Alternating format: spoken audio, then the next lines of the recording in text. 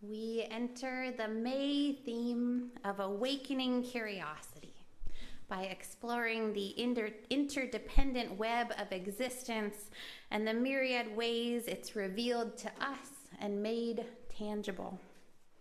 Some of my most sacred and treasured practices with curiosity encourage it as an alternative to judgment. Serving in unsheltered community provided me with lots of opportunities to work with curiosity as a way of being.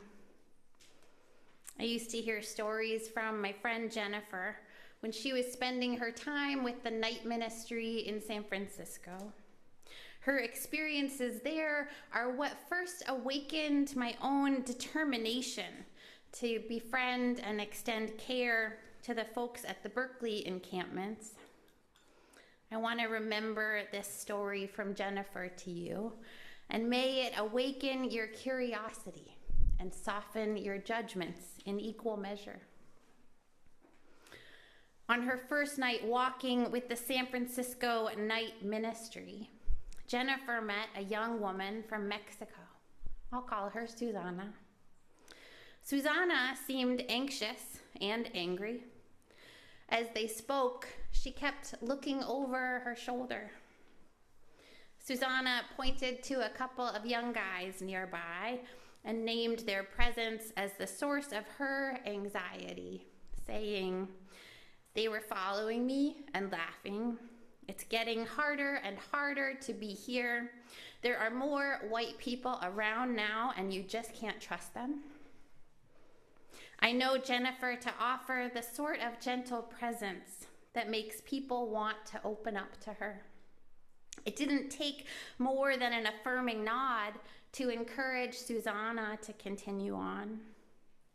Juggling her belongings as they walked together, she revealed other sources of her suffering and the depth of her mistrust. Her dad used to tie her to a tree and hit her with sticks. She was in pain all the time now, and the pain was spreading, overwhelming her body. Jennifer turned to Susanna and said, simply, without judgment, "I'm so sorry that you're hurting." They walked on a ways. Susanna continued to shift her things around, trying to get a free hand, not quite managing it, not asking for help either. "I need to tie my shoe," she said. Jennifer paused and nodded. Her own hands empty and available, she offered, "I can tie your shoe for you." Jennifer has 3 kids and a granddaughter she adores. I can only imagine how many times she's offered this service, performed it instinctually without thinking, lifting small feet into her lap and just doing what needs doing. I can't know how aware in this moment she was of her motherhood, of the instinct driving her actions, but in the silence that passed between them, as she knelt on the sidewalk in the Tenderloin to tie a shoe that needed tying, Susanna began to cry. "Thank you," she said tearfully. "You know, my mom used to," and her voice trailed away, constricted suddenly by too much emotion. And then, just as abruptly as the tears had come, they stopped.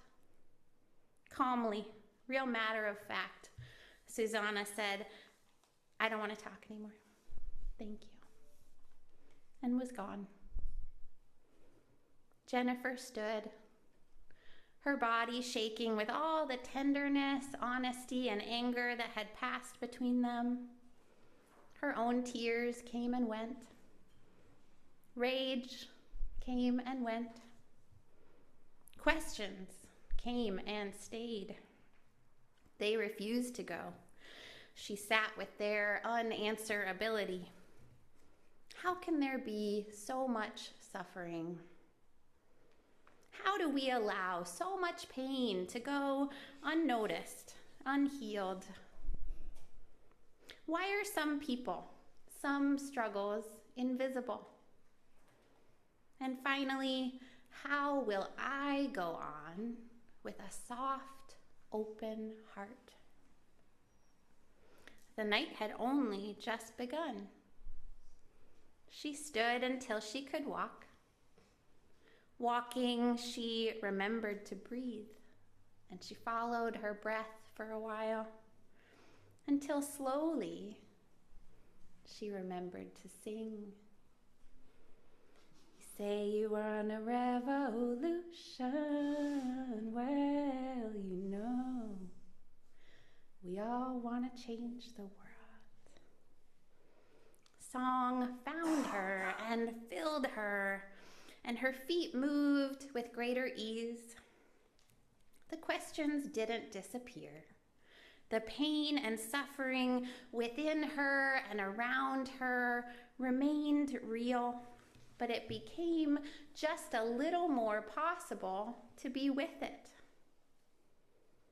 When we have forgotten how to go on, how to put one foot in front of the other, how to allow breath to fill our being, you might find a song in your heart and sing out and sing on. Whatever manner of suffering we find ourselves in, it becomes just a little more bearable when we carry a song alongside it. This simple spiritual practice contains a promise within it that's easy to underestimate, undervalue, and ignore. Singing is extraordinarily powerful. It's a tool for healing, for cultivating community, for facilitating connection. We come up with plenty of reasons not to sing, and for many of us, singing is something we harbor a lot of insecurity and self-judgment about.